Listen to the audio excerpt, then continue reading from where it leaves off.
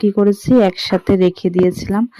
তার জন্য গোল্ডেন সাথে সিলভার মিশে গেলে অনেক কালারগুলো চলে যায়। এই হেয়ার রাবারটা দেখতে পাচ্ছ যে এটা আমি 20 টাকা দিয়ে নিয়েছি বাজার থেকে। আর এটা অনেক সুন্দর স্টোন দিয়ে ট্রেন্ডিংয়ে চলছে না। মোবাইলে কতটা বোঝা যাচ্ছে কিন্তু এটা সামনে থেকে অনেক সুন্দর।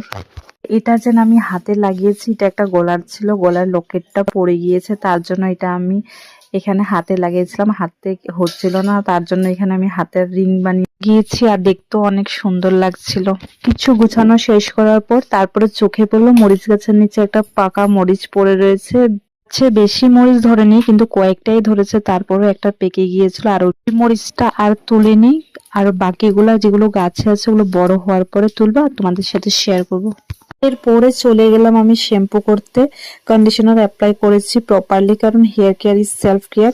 চুল বড় হয়ে গেছে, সো এক্সট্রা কেয়ার তো দরকারই না। তারপর বাবা এর আগের দিন মিষ্টি আর দই এনেছিল, খাওয়া হয়নি কারণ দই ঠান্ডা, তার জন্য রাতে আর খাইনি। তো আজকে রোদে বসে দই খাবো। আর অনেক দিন হয়েছে বাইরে যাওয়া হয় না, তাই ভাবলাম আজকে গিয়ে একটু ঘুরে আসি। ভাবার সাথে সাথে কাজ। আমি